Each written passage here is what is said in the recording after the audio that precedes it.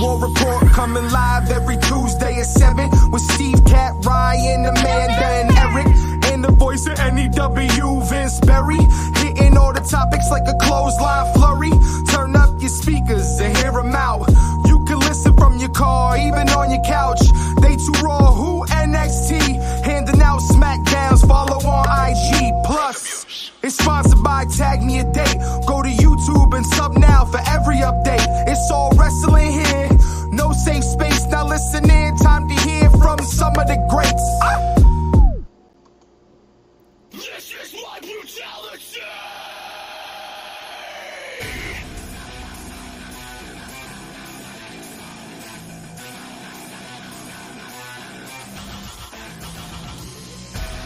I need sleep, bleed. The demons in your dreams. I need sleep, bleed. Look at my eyes, the things that I've lied. Look at my eyes, it's a do or die, die, die. Look at my eyes, the things that I've lied. You remember when that guy that looked like a girl did this song at WrestleMania? I picture it every time I listen to the song now. But it was a great performance. No knock on that. That band did great, whatever their name is. Welcome everybody to another edition of the War Report After Dark. Rhea Ripley is back and things are getting interesting now. Business just picked up. I was actually going to open with a different opening after Money in the Bank, but how do you not go with a little Rhea Ripley? And we'll dive into that as the show goes. But I think we really need to start with Money in the Bank. But welcome everybody to another edition. Looks like it's just going to be me and Vince tonight. And of course, before we get started, and before we went live... It's amazing. He gets here earlier than we do. Much earlier. And apparently, I have it on loop. I don't know why. That's okay, because he sent 3. So he did, actually. So, David Roscoe over at YouTube, the modern-day Nadia Comaneci, Trish Stratus hoisting the Money in the Bank last Saturday night. The second Perfect 10 was in the house. He did call it. He said she was going to be there. I didn't know she was going to be there. So, yeah, listen. We were. She didn't do much, but she was no, there. but she was there. We were all very happy. If you're a part of the War Report Facebook group, the first thing when we heard that Trish was hosting Money in the Bank, I think it was Autumn, put up a post to let David know what was going on. I had to chime in and say, "This is your chance, David. Finish the story." Finish the story. I saw that was hilarious. I'm just, I was glad. I've never been more happy for a third party. Like, I saw that and I'm like, okay, fine. I'm fine with Trish being there, but I'm like, oh, David's going to be so happy when he hears this. David was very happy. Go ahead, read the next one from David. July 18th of this year will be the 48th anniversary of Nadia Comaneci getting 7 first perfect 10s in Montreal, Quebec, Canada. Trish Stratus was 7 months old on July 18th, 1976. I knew none of that. Me either. Hey, you know what? That's all I can say, man. I knew none of it, and I'm glad now I do. That's our history lesson of the night. And then CM Punk screwed Drew McIntyre again and screwed Seth Rollins for the World Heavyweight Championship. And as usual, David likes to jump the gun. We're going to break down Money in the Bank. We're going to get into all that. Tara's here. Hey, guys. Hey, I tried to get my brother on here, but he's gone. Okay. So, Money in the Bank. Hopefully just out of the house and not, like, dead, right? I'm assuming it's nothing that fucking... She wouldn't just say he's gone and then leave it with no explanation. Yeah. Right. He got ate by an alligator. I don't know. So, Money in the Bank. So, I had seen... Before, I guess Kat was trying to get a conversation going. I made it clear I hadn't watched it yet. But... she made it seem that she thought it sucked. That was kind of the impression. So now I hadn't seen anything yet, so now I'm kind of like, oh shit, like what am I, getting into kind of thing. And I did a pretty good job staying off social media, so I didn't have much spoiled. Good. Yeah, I was surprised.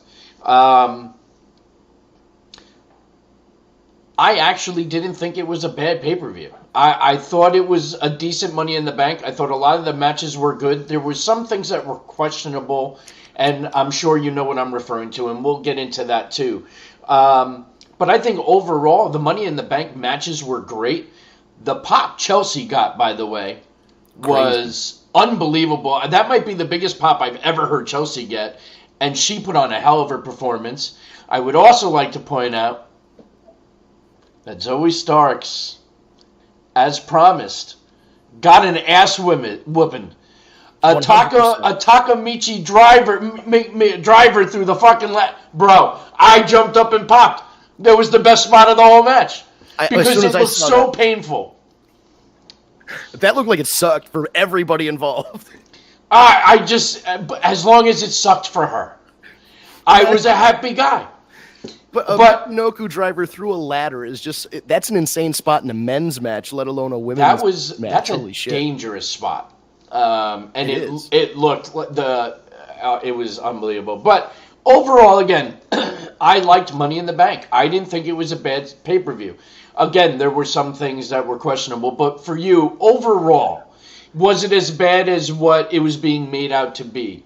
I think there were definite low spots. I don't think it was as bad as it was made out to be, except here's why I understand, or at least I believe my understanding of people's negativity about it. First of all, it was only 5 matches, and I understand for the B pay-per-views, that's the new norm, and people are going to have to get used to, the idea that these in-between pay-per-views that aren't WrestleMania, SummerSlam, etc., are going to be 5 or 6 matches, and that's it. Because is that the complaint though? That's one complaint. Because to be honest, you have to remember you have 2 Money in the Bank matches. Those alone, that's like having 2 Royal Rumble matches. You know what I mean? In a time match. Right, but looking back at the history of WWE pay-per-views, you're used to an 8 to 10 match or 14 match card, and now 5 matches might just seem like not a lot. That was one complaint. The other complaint, first of all, the women's Money in the Bank got a lot of praise. I didn't really see a lot of praise online for the men's match. The idea going online now is that the women have had a better time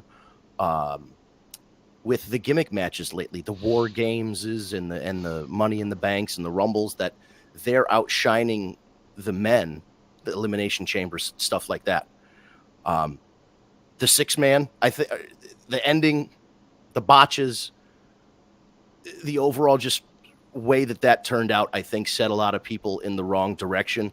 And everything else in the middle was fine. Like, I think what happened was it was a perfectly fine to good pay-per-view, and then people got a finish that they didn't like, and it left a bad taste in their mouth, so it colored their opinion of the whole pay-per-view. But what is it? They bad taste because Cody lost? Cody got pinned? No, it's just the botches. Like, the bloodline had to win.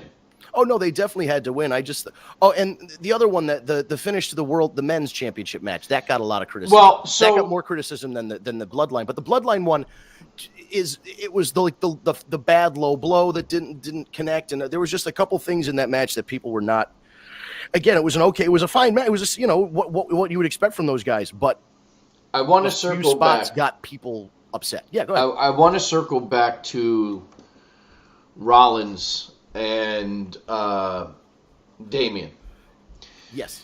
So obviously the spot in the match that you're referring to is where the ref clearly counted 3. Damian never kicked out, nor did the music of Drew hit on time. Right. And that caused that just caused the whole thing. One thing that I did hear, I was listening to Bully Ray, and he was saying that the only thing he could think of is one thing that he noticed is he saw Damian Priest going like this, where he was jiggling his fingertips, which means that for a second he may not have been able to kick out. Like he may not have had it. Got his bell wrong or something. Exactly. So that's one part of it. The other part of it could be that they just botched the timing of playing Drew McIntyre's music. But what bothers me is that it was clear as day. Yes, it was a fuck up no matter what it was. But that ruins the match for people. Like, after that, look how much went on after that. Drew McIntyre cashing in. and then CM Punk showing up. And I mean, you know. But I think that was another bugaboo that people had. They think that this CM Punk, it's now become one too many times that CM Punk is interfered, like, and that also fucked him over, because that makes CM Punk look like a big asshole, because he could have let Drew cash in, and then all of a sudden he's feuding with the world champion and he could get a title shot. It really makes him look like, it makes everybody look bad. It makes Drew look bad because he fucking lost again. It makes Punk look dumb because he could have cashed in, you know, he could have let Drew cash in and be the champion. But if then you it makes Seth look like a jabroni too, because Seth has a bad win loss. But if you make it, if you put it in the context of the story, it makes sense. The last time you saw CM Punk, Drew McIntyre carried his ass to the fucking rampway and threw him down all bloody after beating the shit out of him. So it would only make sense that Punk, once again is going to cost you now everything. Because now you are the first person in history to win, cash in the same night, and lose. And now this match is bigger than any title. This is just a pure hatred now. Maybe, so to me, it made sense. Right, but to some people, like, not that it didn't make sense. That all makes sense. But I think what happened is that people got, they're just, it's like, if Punk's going to wrestle, he should wrestle. If he's going to keep interfering, like, they're just, it felt like one more interference by CM Punk to stretch this out. And I think there's a magic in comedy and theater. It's the rule of threes. When you're talking, and if you're doing a joke and you have examples, you give 1, 2, and then the third one is the punchline. So I think they did their 1, 2, 3, and everybody was kind of like, okay, we've seen this now. We understand the pattern. Punk is interfering. And now they did it one more time, and they're just like, all right, we saw this one, you know. And I'm so you're not wrong, and it does. But the stakes were so much higher in this instance. Like, yes, last time he cost him the belt. But this time, he cost him his cash-in to get another shot at the title. You know what I mean? I don't know. To me, it works. Also, I know I'm in the minority, but... But Punk cost himself a title shot. If Drew is the champion... Because Punk doesn't care about the title right now. To me, it's more about his hatred for Drew McIntyre. It goes beyond the title. Ryan nailed it in the comments. It's diminishing returns for the same action. And I think that's what it was. It was exciting the first time he did it at WrestleMania, and every time since then it's been like, oh, okay. Oh, fine. All right. And by the fourth time, it's like, enough. We get it. Like, that's just what seems to be the case. I don't know. It didn't bother me. And I liked how we're slowly seeing Damian Priest turn face through this whole thing. Like, you could tell, you know, he wasn't happy about it. He even told Seth Rollins on Monday that throw our handshake out the window, like, you can get a title match, like, you know. So in that respect, he didn't really screw over Seth Rollins, because Rollins can still now get another shot. So things kind of fix themselves. But I thought that match was good. Again, I liked both ladder matches. I think they both had some spots that were holy shit moments. I think we all kind of said Tiffany Stratton was going to win the women's. I think that was the right call. It's Tiffy time. In fact, I even heard that she's going to come out with her own custom Money in the Bank briefcase. So I'm curious to see what that's going to look like. So that's exciting. I'm glad that worked out the way it did. And then for the men, I didn't mind the finish of that one.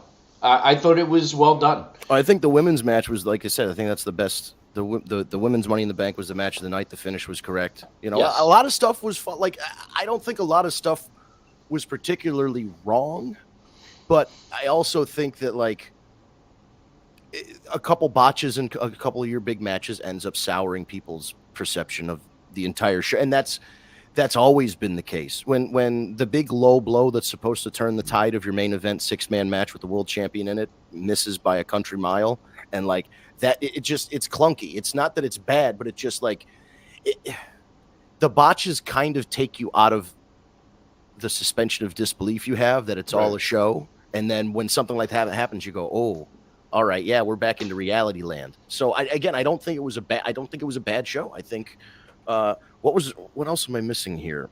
Money in the Bank. What in terms of matches? Matches, yeah. Well, I feel like I'm not remembering one. The two Money in the Banks, the 6-man, the Sammy and Braun Breaker, yeah. That was a great match. And I'm actually surprised that Braun didn't go over. But, shocked. But they are setting up round 2, and that's where Braun will win, I'm sure. But that was a great match. They both look great. That might have been one of Braun's best performances. Everything he wanted to hit, he hit. No issues. I have nothing negative about that match. I thought it was great. I think that might have also, listen, there's also the disappointment of expecting something and not having it delivered. And again, not that I'm saying that Braun Breaker winning the IC title would make or break anybody's expectations of a whole pay-per-view, but it could be one of those things where they're like, oh man, I've been following this guy in NXT. It seems like this is his shot. And when he doesn't do it, it's kind of like, all right, well, I like Sammy, but like I was kind of waiting, I wanted this new flavor. So again, I don't think it was necessarily anything that was like particularly horrific. I think it's just a series of small things that bothered people that by the end of it, they were like, it was fine, I guess. Yeah. I get it. I mean, but I didn't. And then, so now we got to talk about the other big thing that happened at Money in the Bank. John Cena came. Oh, Jesus, yeah. And has announced that you will not be seeing him after 2025 WrestleMania in Vegas, which means we have less than a year of a farewell tour of John Cena. We're going to see him back. And it culminates at WrestleMania 20 in Vegas, and that is it. And he says when he retires, that's it. Like the jorts, the outfit, you'll never see him outside of a suit and tie, and you won't see him taking bumps. You won't see him doing anything other than being a fan. It's incredible. I mean, a guy like that, yes, we know he's doing Hollywood, this, that, and the other thing, but the idea of John Cena showing up and giving somebody an attitude adjustment or whatever was always on the table. Excuse me, because he never officially retired. Yeah. So it's actually significant because think about the top guy. Ric Flair has retired how many times? Terry Funk retired how many times? And it took death and heart attacks to stop those guys from wrestling. Hulk Hogan, if the money's there, he's going to come out and do something. He might not be able to drop a leg because he's got 2 fake hips and 2 fake knees and a bunch of spinal fusion, but he'll go out there and give a big boot or punch somebody, Yeah. Like it's a significant thing because this is a legit top guy retiring. How old is he? He's not even that. He's not even 50, right? I don't think. I don't. I mean, he's got to be close. Early 50s. Right. Let's see. John Cena is 47 years, just turned 47 years old. So when Hulk Hogan was 47 years old, he was in the NWO. It's just a weird shit to think about. But you know what? If you think about it, right? 47, few injuries. He can walk. He's in great shape. He's making millions in movies. He's made millions. He's been doing this for over 2 decades. Why not leave, unscathed, so to speak? You know what I mean? I don't necessarily blame him. Right. He did his thing. He has nothing else to accomplish unless he wants to beat Ric Flair's record, which now he technically can do before this run is over. Yeah, I wonder what are there dream matches that he's trying to get off the list? Like, do they run back like Cena and Punk? Do they bring in a new guy like Braun Breaker and Cena puts over Breaker? Like, how many in this lead up to his retirement is he wrestling one match every pay-per-view? Is he wrestling 1 or 2 more matches and then retiring at WrestleMania? Like, what? It sounds like he's going to be wrestling the big ones.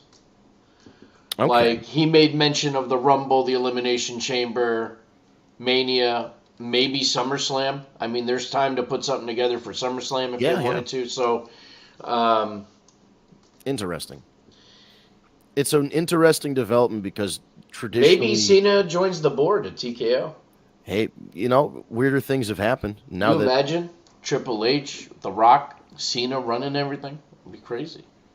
Yeah, and it would also be good PR for them to just have him on board. One more guy from the past being involved. But Yeah. it is. I mean, it's very significant. 47 years old, he's retiring. Yeah, he's not retiring due to some crippling injury. He's not retiring because he had a bunch of concussions or steroids ruined his circulatory system or something. He's riding off into the sunset on his own terms. Yeah. Tara, speaking of Flair, as sad as I am over Cena's retirement, I hope he doesn't beat the record. Oh, yeah, that's still on the table. Well, that's what I'm saying. I mean, they could... Orton Cena's another one we could get one more time. Rock Cena, if you wanted to. Oh, that could be the big send-off. Yeah, but see, that would have to be Mania, but I still think you're having Mania, you're having Roman Rock. Maybe they say, you know what? I figured it out, dude. It's Baron Corbin. Punk versus Cena is definitely happening because even CM Punk made mention of on Raw that he would love to lace up the boots with him one more time. I'm sure. I mean, that would make sense. That could even make sense for a WrestleMania match because that would be a big enough. And then, does Cena lose at Mania and put his opponent over as you should? Or do they do the Sting route and give him the big celebration, right? Correct, exactly. So there's a lot of what ifs. We don't really know. But it is crazy to think that, this is it. This is the final run for John Cena. Yeah, it's so weird just because we saw his whole run. You know what I mean? We saw it from the prototype or whatever, coming out in those red trunks wrestling Kurt Angle. Yeah. And then him in the Halloween costume as Vanilla Ice. And then all of a sudden they found out he could rap. And then he became a rapper, and he was with Bull Buchanan. Ryan says Mania isn't the final match. Well, according to what he said that Mania in Vegas will be his final match. So I don't know. I don't know where that's coming from. But that's what John Cena said. He said it in the ring. So I don't know. But Tara has it. I mean, we mentioned him before. I want Orton to be his last opponent. I think that could be an appropriate one as well. Oh, he's saying it will be his last Mania, but that I don't think he's wrestling all of 2025. I don't think. I could not be all wrong. of 2025. I don't know. No, I would have to listen to that back. But I mean, if it's his last WrestleMania, why would he wrestle past that? In Vegas, isn't it Vegas? That's like a big one. It's a big one. We'll see. Oh, he sent a screenshot into the chat. Let's see if it's in a post-show press conference. Cena clarified that WrestleMania will not be his final match, but part of a farewell tour that will hopefully include dozens of dates between January and December 2025 before concluding with his final in-ring match at the end. That's a little different than what he said in the ring. That is a little different than what he said in the ring. Oh, it's his last match. Yeah, I mean, the way it sounded was that he was retired. I mean, listen, I'm a dumb person, but what I took out was, what do I know? I took out of it that WrestleMania was his last go round, but I guess that's what I got from it. I didn't stick around for the post-show press conference, so I guess maybe I missed. I didn't either. And yeah, Tara corrected this as well. Thank you, Ryan. Thank you, Tara. And yeah, the screenshot. I mean, again, didn't watch the post game. That's cool. I guess we should move forward to Raw because Mommy's back. I feel like 3 hours. Like, who cares about 2 hours and 59 minutes of that show? There was one important minute of that show, and it was when that song hit and she walked out. Liv has just been so perfect, just playing with Dom. Because there's even footage now when it went off the air that Liv was watching behind the curtain and she was just laughing like her plan worked, Right. Dom's in some shit. Rhea's not happy. It was a nice surprise, although it wasn't much of a surprise because Damian had been teasing that somebody's going to be there, so you kind of had to assume. And then, of course, on a phone or whatever. Like he had a phone as soon as they dropped down on top of each other in the ring and it looked like the kiss was going to happen, I'm like, here it comes. And then all of a sudden, Rhea's music hit. I I wish it would have lasted a little longer. But, that's show business, right? Now you can't wait to tune in to Monday to find out what's going to happen to Dominic and what's going to happen to Liv, because Liv is in trouble. Yeah, I mean, Liv's in trouble, Dom's in trouble. The whole roster's on notice now that she's back. I mean, she's scarier than all of the Wyatt Six. I mean, seriously, she's. I would not want her looking at me like that. But that was another moment of Raw, by the way, where once again, the Freak, as they're calling her, comes out with another box, another VHS tape, which is another look into the Wyatt Six, another great promo with with Bo, and that whole thing, and then seeing Bo sitting in Pierce's office. So that's starting to come together a little bit more. Those were kind of the highlights. CM Punk at the beginning with Seth Rollins was great. Seth, getting an apology, but it was kind of a two-faced apology. But everything Rollins said made sense. It was a good promo back and forth. Raw was good, but you're right. I mean, that was really. Although the MVP award for Raw, you know who it goes to? Carlito. Oh, Because he was so fucking funny when they walked in when Liv was helping Dom with the stretching, and then he said, "Now that's cool." And so that was funny. And then somebody made a reference about him being hard. And Carlito said, "I don't know, it looks hard to me," or something like that. It was fucking hilarious. Carlito low-key always a funny dude anyway. Yeah. Nice to see he's getting some TV time. Considering, I don't know. It just seems like a lot of these guys that they signed last year, even like Andrade, he's the speed champion, but 3 people on Twitter watch that show. Like, who gives a shit? So it's just nice to see some guys that they hired and they brought in some of this other talent and they're featuring them again. Yeah, and I love what they're doing with Dragunov. His match with Breaker was great. The segment with Sami Zayn was great with Braun. I mean, that whole thing was great. He just blows me away with his speed. His speed is just... It's incredible. Yeah, he's unbelievable. He is one of the fastest. And it used to be like Ricochet was pretty fast and Leo Rush was pretty fast. This guy's a fucking speed demon. Like, yeah, it's unbelievable. And so is Dragunov. Dragunov is really, I mean, he's smaller than Breaker, but he's Dragunov quick. And his in-ring work is unbelievable. Right. Yeah. It's for a little guy, he packs a huge punch, which is like you have to. If you're his size and you come into most matches as the undersized underdog thing, you got to be able to hit as hard as he does, and it's fantastic. Yeah. Tara loves it too. She loves Dragunov. Yeah. The thing about Rhea and Dom and all this, of course, it's going to continue on to SummerSlam and all that.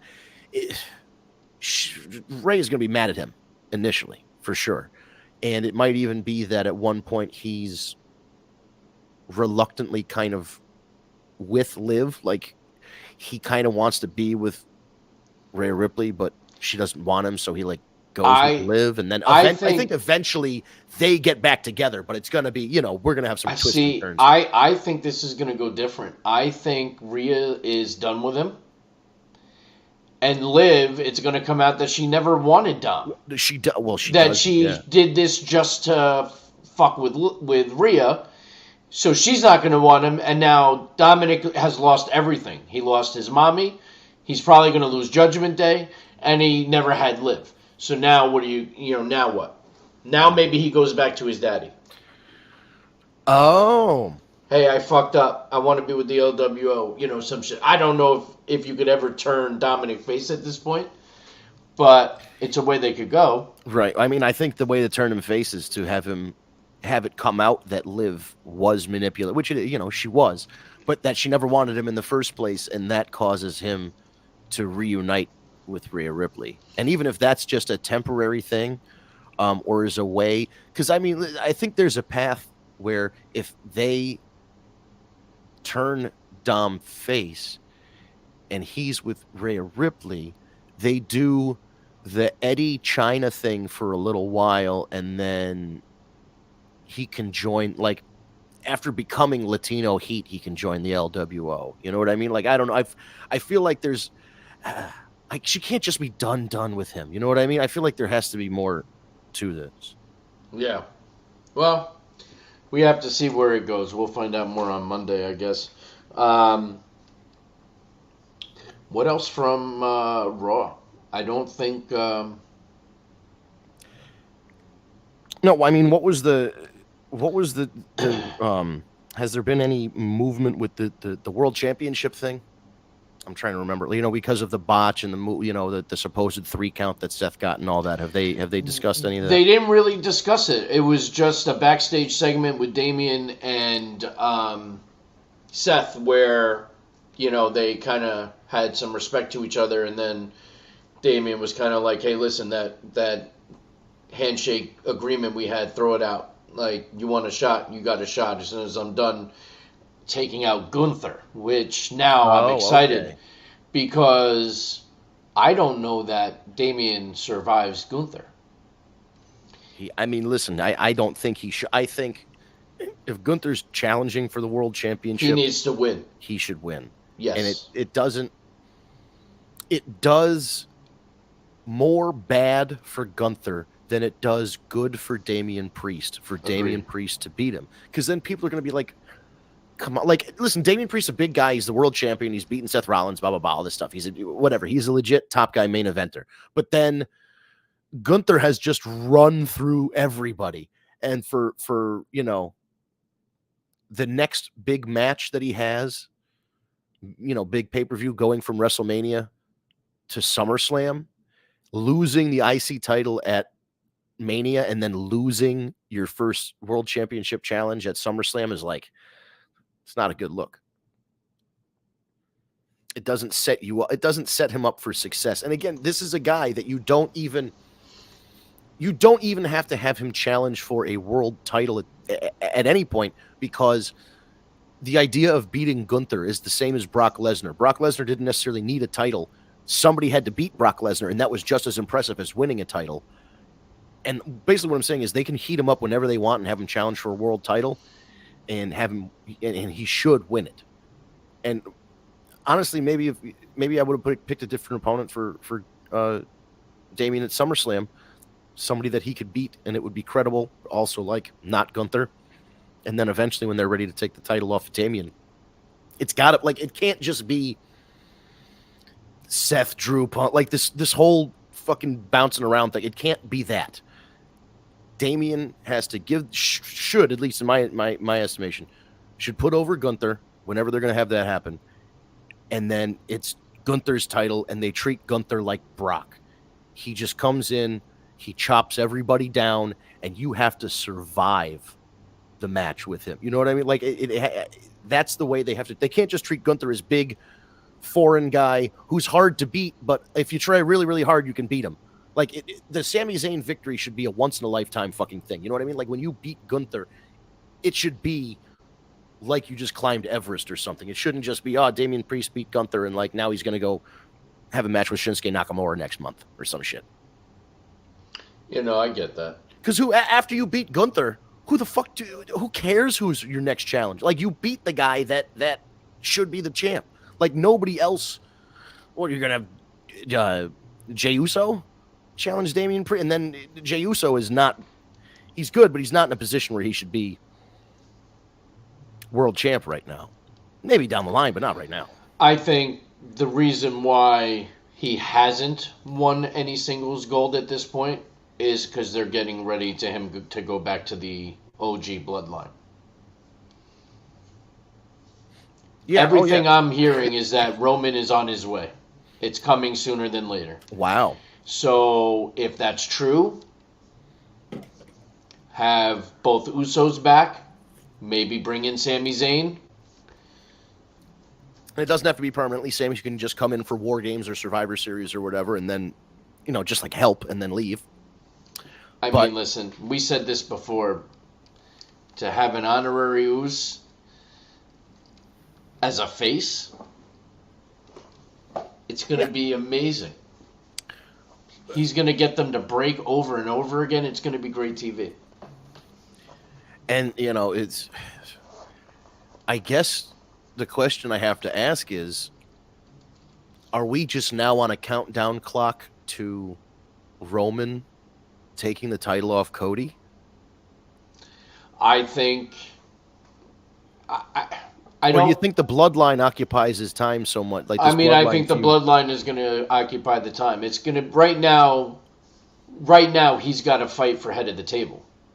Do you think that Cody goes into WrestleMania as world champion? I don't know. I don't know that I see him holding it for a whole year. But I also don't know that he drops it back to Roman either. Because Roman is going to be coming back as the biggest babyface ever. And then I don't see Cody turning.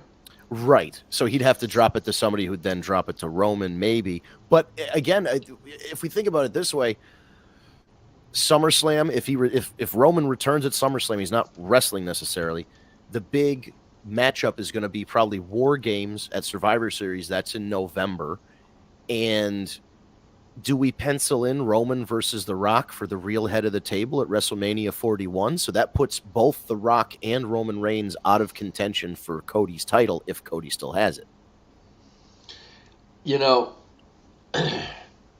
It's so early to have this conversation because there's so many different variables. Is Solo really head of the table, or is Rock pulling the strings? He's got to be. I think it's got to. The reveal has to be The Rock is pulling the strings. But does Solo take it seriously that, no, fuck you, I'm the head of the table? Now maybe you have a triple threat at Mania, and you have The Rock versus Roman versus Solo. Winner's head of the table. I mean, there's so many different things they can do. Part of me thinks that if they stretch it out to WrestleMania and Solo is on The Rock's side through this thing of, the Tongan bloodline or the new bloodline versus the OG bloodline, if it is revealed that The Rock is the puppet master and then it comes down to Roman versus The Rock at WrestleMania, maybe on the build-up to WrestleMania, they have Solo taking this role of tribal chief very seriously until The Rock kind of smacks him down and goes, hey man,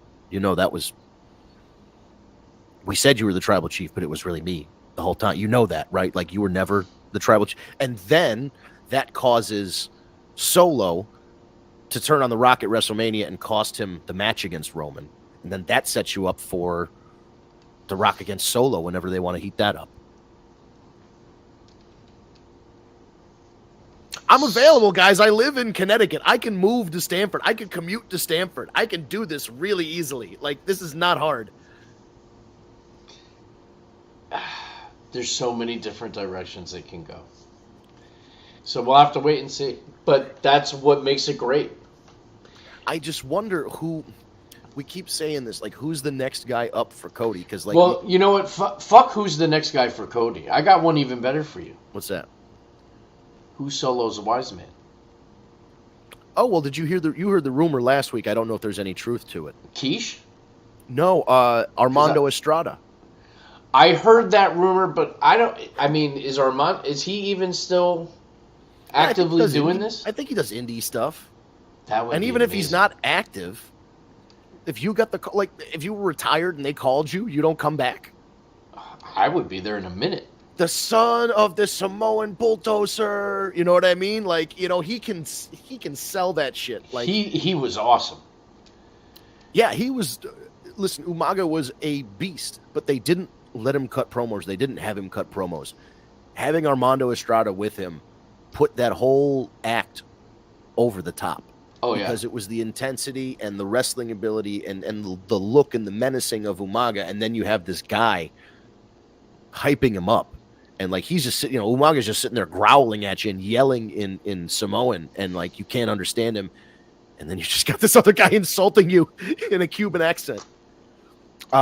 Which one isn't one of them Umaga's son? Which one's Umaga? Isn't Jacob? Jacob, yeah. Jacob Fatu is Umaga's son, and Jacob's younger brother. It sounds like he looks like he's on his way. Zilla just started a year or two ago. He keeps dropping hints on his social. It'll be interesting what his role will be, because I don't know. I haven't watched his development. I know that he kind of had a rocky start. Him and Booker T had a little thing, but then that only lasted a couple months where he wasn't with Booker's school, and then he was back. So I just feel like it was a misunderstanding or whatever, and they righted the ship. But I don't know what I don't know what his level is. I don't know if he's somebody that they need to have matches in NXT or at the Performance Center before he goes live, or if they'll just have him. He could just be out there as an enforcer and not have to wrestle necessarily, teach him a couple moves. I just, because I don't know. I think he only started 2021, 2022. Like, he didn't start that. Zilla didn't start wrestling that long ago. No, I don't think so. But he looks good. I've seen some video on him. Right. No. Oh, no. Armando. She thought I meant Armando. No. I would say the way Armando would hype up Jacob as the son of the Samoan Bulldozer and all that. They hit the way Armando talked and the way that he sold Umaga. He could do the same for these guys. I don't know who else is around that could be that kind of guy. Do you try and bring? I mean, Arn Anderson wouldn't fit. No, I'm trying to think of some older guys that manage. Jake the Snake wouldn't fit if you got him away from AEW. Like, I'm trying to think of a manager that would work for who would work for him. But he's with AEW is Prince Nana. Prince Nana, yeah, but I feel like it's got to be somebody Samoan. It's either got to be somebody Samoan or it's got to be somebody like Heyman, who was tied into the family at one point. Right. Because Heyman's not Samoan, but his relationship was deep enough where it counted. Which is why, people were floating the idea of Armando, because he was like the only manager that was really with it. And I don't know how well. I mean, shit, Roman's dad just died. How old is his uncle's got to be up there too? I don't think those guys are going to be, his uncle's not going to be. I don't know that he would be able to handle it.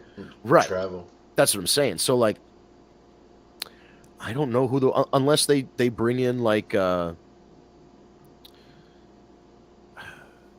other guy from the Bullet Club. What's his name? The bald guy. Can't remember his name.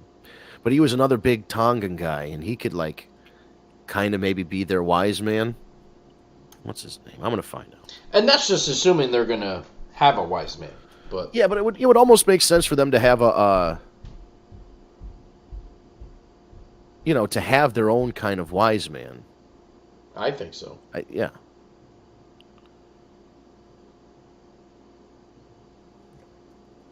I'm trying to find my Googling skills are really bad right now. Well, thank God the show hasn't ended yet, because Dave Abbey has chimed in from YouTube. Yes, he's sorry he's late and wants to know if we've talked about how good Shayna, Zoe, and Sonya looked. Oh, that's hilarious. Good for you. Well, we did talk about how happy I was to see the complete and utter ass whooping that Zoe took through some ladders. That made me very happy. Crazy. I actually think this is a smart move. Why not? Another faction, put the three together. I don't know what you're going to call them. Yeah, I mean, she didn't win, so I'm happy. Right. And the guy I was thinking was Bad Luck Fale, by the way. That took enough fucking floundering. Bad Luck Fale is a big, bald Tongan guy he was in the original Bullet Club in New Japan, and he's kind of like, I could see him kind of playing that role, or like the role that King Curtis used to play for the Taskmaster Kevin Sullivan. Like he could almost be like that guy, like the sage old guy in the background, kind of. Are you talking about? He's talking about Zoe. I had a feeling. Zoe said she was going to have some great spots. Yeah. I mean, yeah, Dave, the good thing about this is you can go, once the show's over with, you can give it the old rewind and see what we talked about there. We did cover Money in the Bank first, and then we went into Raw, and now we're kind of just musing about different things. The idea of where we're going for, even though it's way too early. Dave, what about you? Who do you think would be a good wise man for Solo and Bloodline 2.0. We've thrown out our Estrada and Rikishi. Rikishi might not be bad. I mean, he's not the best talker in the world, but he could do. Right. You have anyone that you think could fill that position? Well, we'll see. That usually usually takes a little while for buffering and all that stuff for him to get the actual message. But yeah, man, I'm racking my brain. I'm trying to think if there's any other managers out there on the indies or anything that could really fill that spot. What about the guy? I mean, this would be completely out of left field. He's with MLW right now, but what about the guy who played the big boss on Lucha Underground? What about the Council of Elders? And you can Skype them in, yeah. Like you have, so the uncle doesn't have to go anywhere. He can just stay at home, and they can have like a Zoom. They can have like a Zoom meeting, and it's like Rikishi from his house, and Afa from his house, or whatever. I mean, yeah. I mean, you could. You definitely could do that. I don't know. It's going to be very interesting to see where they go. Oh, here we go. Dave Abbey. Ellering would have been great if they didn't ruin him. Well, yeah, I could go with Ellering. But right now he's too busy watching Karrion lose every week. Do the other guys even fucking wrestle? I think they've wrestled 2 or 3 times. They win, but it goes nowhere. They're literally having the same run that they had the last time. Yeah, seems about right. Like that's unfortunately. Listen, they're fine. They're not a blowaway, tag team or anything like that. They're not like world beaters. They're fine, but it's just if you're just gonna have them do the same thing over again, why'd you bring them back? It's not that I ever want to see anybody out of a job, but you're just doing the same thing you did last time. And it's working out the exact same way as last time. So I don't get it. Yeah, I was hopeful for this run, but same with Karrion Kross, but the guy can't fucking pay for a win. So, what do you think do you think do you think he was a guy that maybe Vince McMahon brought in and he believed in him, and now like Triple H and Shawn don't, or was it like? Do you think Shawn and Triple H brought him in and then Vince kind of ruined him with the sexy bondage gladiator gear, and then like now they don't have faith? Like, where do you think it went wrong for this guy? I think it went wrong when he initially got called up. I mean, they talk about the botch of a century. They called him up without Scarlett. They called him up and gave him this bondage fucking outfit. They took away the entrance, the song, like everything that made him what he was in NXT, and he was a fucking beast in NXT. And if they would have just kept that going when they called him up, we wouldn't be sitting here having this conversation. Vince ruined him with one match against Hardy, and he's right. His debut fucking match, and he lost in seconds to Jeff Hardy. Yep. In that bondage outfit. In the helmet, and the worst part fucking Christ. They made a toy with that costume. That's why they did it. They wanted to sell merchandise. That was like when they made up the shark cage. Yeah. And then whenever they want to sell the shark cage toy, they just have another shark cage match. That's so funny. It's true. Listen, don't be surprised if Dominic is in one of those fucking shark cages at SummerSlam. Well, we've been talking about that for a long time. Custody battle match. It's got to have, like, at this point, I mean, we've seen the Photoshops are out of control. Did you see the one that has, it's the SummerSlam ladder match, custody of Dominic on a pole, whatever. I saw that one. It's Rhea and Liv, but it's baby Dominic, and they give him the mullet and the mustache. Oh, it's beautiful. So listen, these guys are they would be missing a big opportunity to call back to a memorable SummerSlam moment with one of the people who was involved, like 20 years later. Like it's a cool thing that they could do.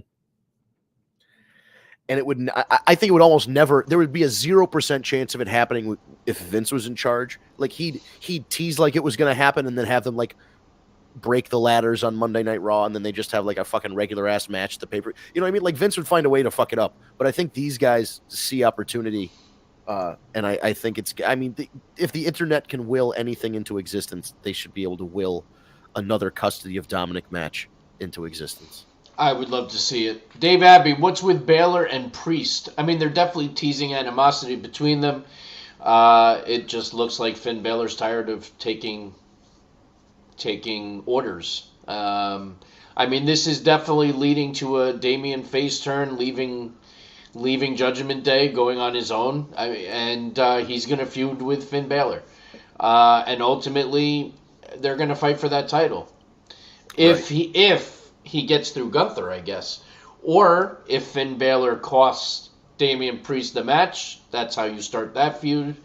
But it looks like they're gearing up to splitting him from Judgment Day. Yeah. I'm not against the idea. No, I mean, I think Damian can have his own singles thing. He'll be fine. Balor's always kind of been fine doing what he's doing. And nobody gives a shit about JD McDonough. And then no. If, whatever happens with Ripley and Dominic, if they, let's say Rhea wins custody of Dominic and they get back together and she puts him on her shoulders like the Macho Man and Elizabeth at the end of WrestleMania.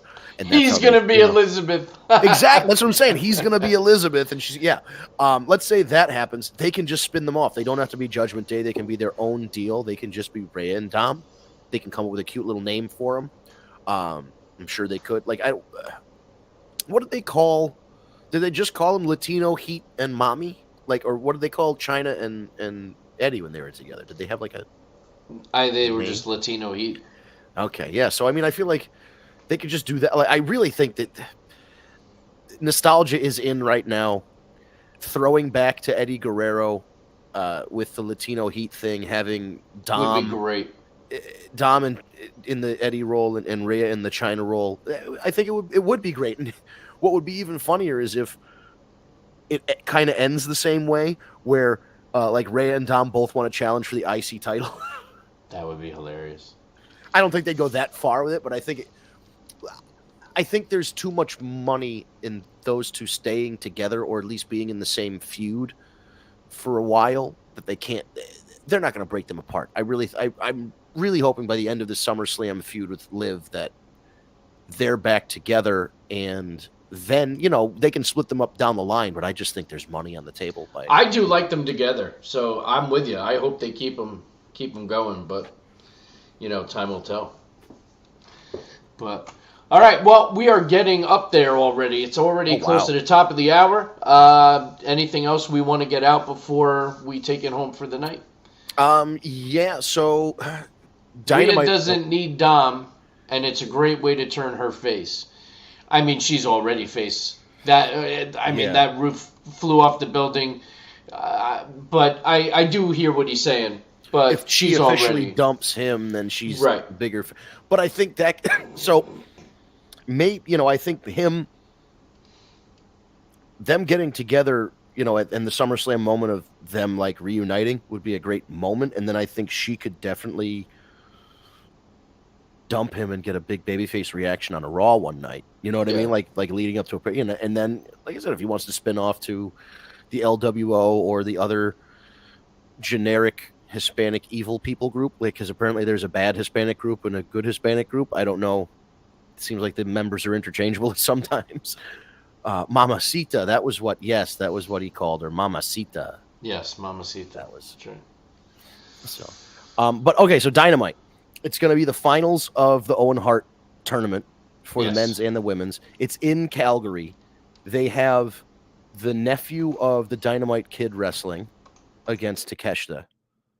And the finals of the Owen matches are Willow against Mariah May and Hangman Adam Page against Bryan Danielson. So there's a lot at stake for both of these, because the world title matches at All In London at Wembley Stadium are on the line for these Owen finals. It's not just the Owen Cup and all that. You get the title shot at the pay-per-view. Willow can become the first two-time winner of the Owen, and Mariah could win and face her idol and friend / lover / whatever, Tony Storm. And then on the men's side, you've got Bryan Danielson and Hangman, who have each won out of their 3 matches. Hangman has won one match. Danielson has won one match. And there's been a draw in the third. It was a time limit draw. This is the fourth match. This is a real rubber match, the fourth match, and one of them is going to have 2 wins at the end of it. So this is probably going to be a Dynamite worth checking out, or at least checking out those main event matches, because Willow is great. I think I've said it before. Willow reminds me of like a female Dusty Rhodes. Like she's working class. She's blue collar. People are behind her. Like she's got an incredible attachment with the audience. And Mariah May, of course, has this whole brilliant storyline with Tony Storm going on. So there's a lot at stake there. And then the men's matches, Hangman cut the promo of his life on Saturday about Swerve. He broke in my house. He attacked my family. We had to leave the house, and then you all cheered for him. And now, he's a heel, but he's justified in his actions, kind of like Drew at the beginning of this. I'm sick of Danielson putting over younger guys. All right, so he has said, and I'll do this real quick for you because we got to go. Danielson has said that he's retiring, blah, blah, blah. He doesn't want to win the world title, all that. Hear me out. The Young Bucks approached Hangman to ask him to be the 5th man for Blood and Guts against Team AEW, the Elite versus AEW. Hangman told them flat out, no, I'm not involved in your stuff anymore. All I'm concerned about is Swerve and the World Championship. I don't think Bryan Danielson loses this match. I think Hangman loses, and the only way that he can get a title shot at All In the week, or at All Out rather, the week after All In. So if Danielson wins the Owen on Wednesday, Danielson gets the Wembley Stadium match. Hangman would get the Chicago match like a week or 2 later, whenever All Out is. But he would get it as an exchange for being the 5th man in Blood and Guts. That's the only way that Hangman gets the title shot at All Out, is if he agrees to be with the Elite. And then Swerve would be on Team AEW, Hangman would be on Team Elite, and they would have their interactions there leading up to their match at All Out. Now, I don't know if any of that's true. That's just what I think I would like to see happen. And unfortunately, Dave, I think Danielson is winning on Wednesday and then putting Swerve over in London. No shame to Swerve if he loses to Danielson in London. That would be a big moment, and I think that would, knowing that Tony Khan loves Bryan Danielson, it's his favorite wrestler of all time, he would probably maybe want to give him that moment. But I think Swerve, I don't know, man, Swerve beating Danielson at Wembley, that's a career maker. Not that he's not made already. It's a career maker. True.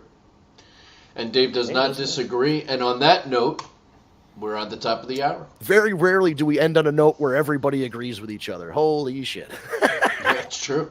But yeah, this is a good one. I know my graphic behind me is not exact. It's right behind my head, but you can see it's the War Report After Dark, 9 p.m. Tuesday nights Eastern Time. Wherever platform you're on right now, stick to it. There's been some kind of weird stuff with the Facebook pages. Like, for example, I got a text from my dad asking where we were. I guess it wasn't on Steve's page, and it's not on my, it's not on Steve's Facebook, and it's not on my. It's showing it's on the Tag Me a Date page, but it's not coming on our personal pages, and we have to try and figure out why. Yeah. There's something going on with Facebook. So, I mean, whatever you're on right now, whether it's the War Report Facebook, Steve's LinkedIn, the Twitch, the Twitter, or the YouTube, it looks like it might be on my, is it on my Facebook? We got a minute. We could. It is on your Facebook. It's on my personal Facebook, so if you are Facebook friends with me. Alrighty. So that's that.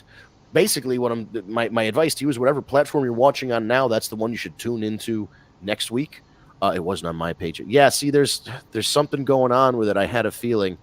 Because, I literally got a text from my dad. He's like, no show tonight? Ooh, that's not good. No. But we'll figure it out. The best way to know where we're live is at Tag Me a Date on most social media. That's Tag Me a Date, no spaces. That's our YouTube, where we broadcast live every Tuesday. There's an archive there. Hit subscribe, hit the bell to know when we go live. The Twitch is twitch.tv/War Report, WARREPORT. And that has a little bit of an archive there as well. And that's another way that you can watch live. Every other platform, including the Facebook page, is Tag Me a Date. So if you go to the Facebook that's Tag Me a Date, you'll see the live stream on that page. Please hit the thumbs up, the like button, and you will Be a fan of that page, and you'll get the live stream in your feed. And the same on Twitter. Tag me a date, and you will get the live stream in your Twitter feed. If you'd like to follow us on Instagram and TikTok or other social media platforms, they're also at Tag Me a Date. If you prefer an audio version of the podcast instead of the video streams, you can go to your favorite podcast app, Stitcher, SoundCloud, Spotify, Google Play Podcasts, or Apple Podcasts. Look for Tag Me a Date or The War Report and subscribe to that podcast. There are 2 wrestling podcasts called The War Report. We have, for your ease of use, in both the picture and the description for the podcast, it will say Tag Me a Date on it. It will mention our names, Steve, Vince, Eric, etc. And you'll know it's us. So hit subscribe, and within the hour of us going off the air, Ryan is kind enough to take that audio file and upload it to all of the podcast apps. So it will go right. If you subscribe on your favorite podcast app, this podcast will go right into your phone or tablet within an hour of us being off the air. So you can take it with you on long drives, or if you're doing the laundry, or if you're going to the gym, whatever it is you're doing that day. And, of course, we love the comments. We love people chiming in. Thank you, Dave Rosca, of course. Tara, as usual, thank you so much for being with us. Ryan chimed in tonight. Thank you, Ryan. And Dave A., who said he was a little bit late, but he came in right there at the last 15, 20 minutes and definitely provided us with some good feedback and kept the conversation going. So if you want to hop in to the live chat, whatever platform you're on, throw us a comment, throw us a question. We'll put it up on the screen. We'll talk about it. We do go to the chat a lot to try and see what your opinions are, and we like hearing them. So same thing as usual, guys. Like, comment, subscribe, and we'll be back next week, Tuesday, 9 p.m. Eastern time, for another edition of The War Report After Dark. Have a good week. Say his name and he appears. I believe in Joe Hendry. I believe in Joe Hendry.